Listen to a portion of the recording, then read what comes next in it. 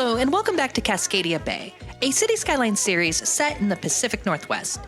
Today we're crossing the bay to start a brand new city called Arcadia.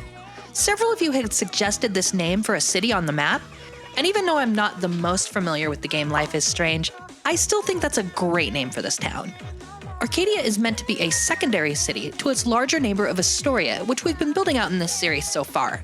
In a major metropolitan area, a secondary city is typically a smaller urban center located near a larger city or within the same metropolitan region. It is a city that's not the main or primary city in a region, but still plays an important role in the area's economy, culture, and infrastructure. In the Seattle metropolitan area, Tacoma is a prime example of a secondary city. While not as globally prominent or large as Seattle, it still boasts a significant urban center complete with its own economy and transportation network. In San Francisco, the city of Oakland serves a similar function, being a nearby neighbor but still a unique city in its own right. It is with this in mind that we design Arcadia. I'm starting with the port of Arcadia, which draws heavy influence from the port of Tacoma. When looking at it for inspiration, one thing I noticed was how incredibly simple these kinds of places really are. So I'm flattening out the land for the port along this peninsula and adding in some quay walls to create straight lines, making it feel very industrial. We don't need to do too much fancy to make it look clean, just some creative terraforming, as the land initially here was way too high from the water to make anything sensible. Now, of course, given the quirks of traffic and city skylines, I set this one up with a one-way road system around the perimeter of the harbor to keep truck traffic flowing smoothly, but overall the infrastructure of these types of places is quite simple. The main parts of the harbor really are just the cranes that load and unload the ships, and the massive stacks of shipping containers waiting to be picked up, along with some supporting warehouses and various offices for different shipping companies that set up shop here. What's cool about these container assets is that some of them do function in-game as warehouses. So the trucks will load and unload goods into the container lots, and they'll fill up as they get loaded up. Now, we don't have any industries yet, so they're gonna stay pretty empty, but once we bring in some more industry into the city, we'll see these harbors fill with containers. I have no idea how well this layout's gonna work in the long run, but I think it looks super cute so far. And as the city expands in this direction, the increased traffic may require a redesign, but for now, this is what we've got to work with. The Port of Arcadia is one of the largest employers in town, and the main port for international shipping for the entire Cascadia Bay region, and it has shaped the development of the city since the beginning. The only point of road access between Arcadia and Astoria is the Youngs Bay Bridge. To build this bridge, I tried a couple of different assets that I downloaded from Steam, using the Procedural Objects mod, which if you don't know what it is, it's kind of like a low-level 3D modeler that's been added into city skylines. I needed something that would be able to look good at large scale, as well as fit over both the highway and the train line.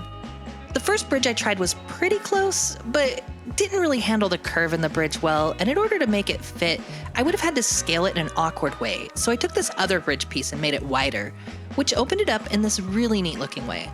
I initially colored it purple, but it felt a little too imposing, so I scaled it back to a subtle teal off camera.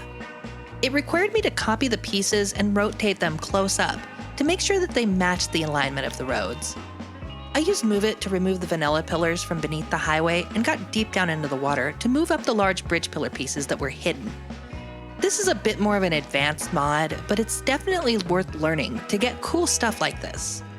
Being the only real way to commute between Arcadia and Astoria, the bridge is constantly congested.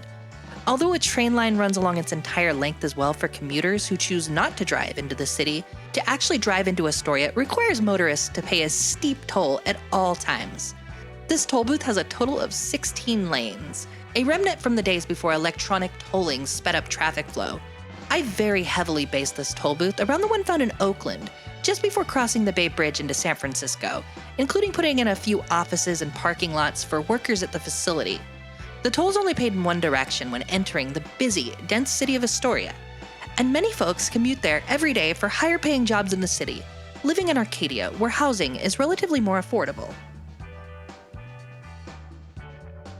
At the end of the bridge, US 101 splits off and Oregon State Route 104 starts, leading into Arcadia, with one direction going towards the port and another into downtown. This complicated interchange is roughly inspired by the MacArthur Maze in Oakland, right before the Bay Bridge, where several highways and surface streets all intersect. This highway took me a lot of trial and error to build, and the interchange itself was a challenge to get just right and looking at least somewhat convincing.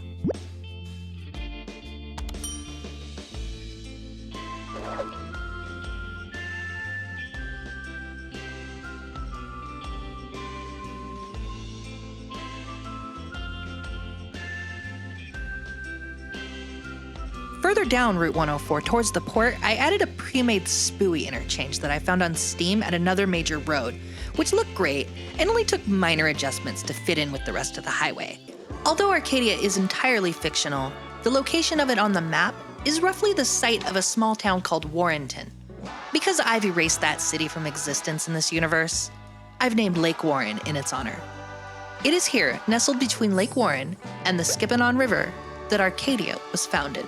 The founders and early residents of the city originally used the lake as a place to dump their garbage, and for years it was considered hazardous. But in the modern era, the lake has been restored and cleaned up, and is a beloved part of the city, the official beginnings of downtown Arcadia.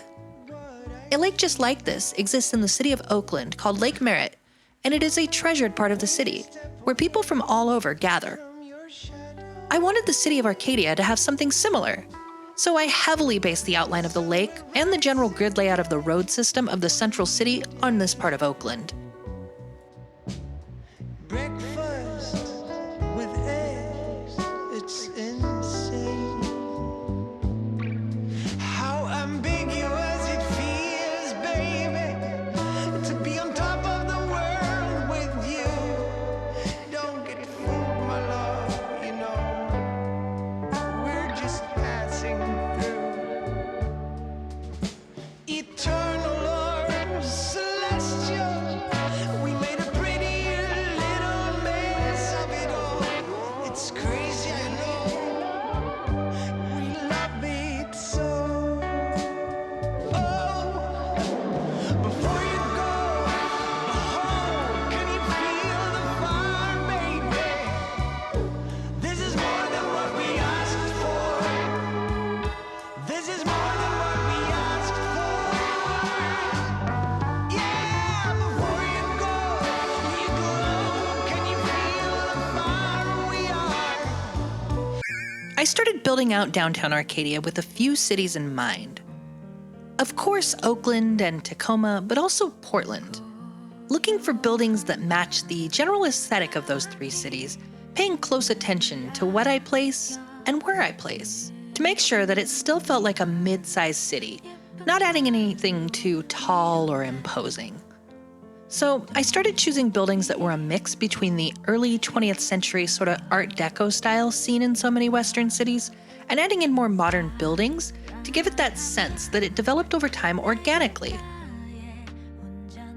Even though I'm just hand placing the skyline out of nowhere, I still make a point to make it feel as natural and organic as possible, with denser, larger buildings mostly in the center, and tapering out into more mid-rise styles, with smaller, lower-density commercial and residential apartments mixed in here and there.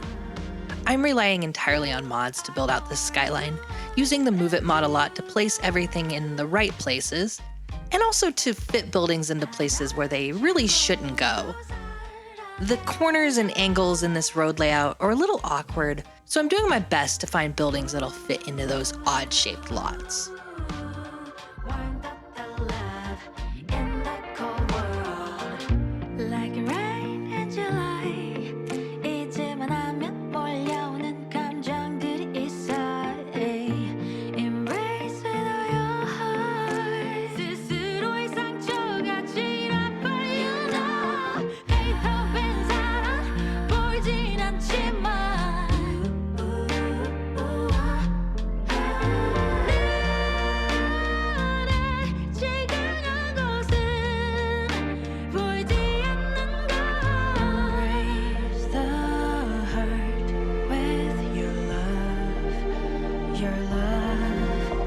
I wanted to spend a little bit of time in this build working on some of the neighborhoods outside of downtown as well.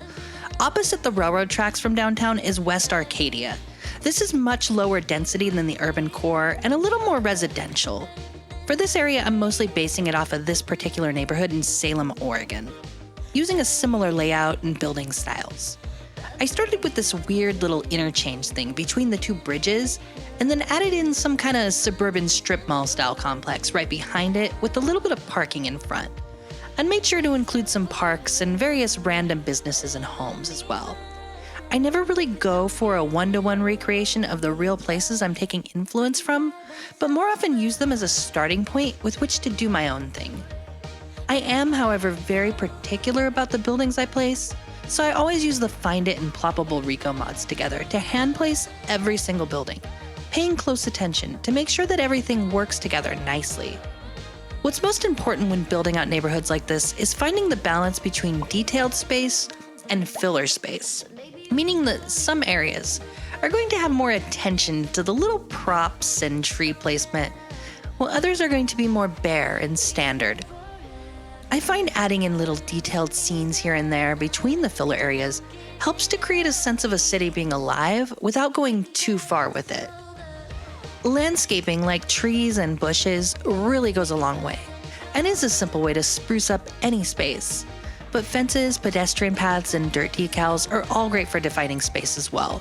And I think the best way to make any neighborhood look nicer and more realistic is to consider the setting and context of the place that you're mimicking, and imagine what it would be like to actually be there.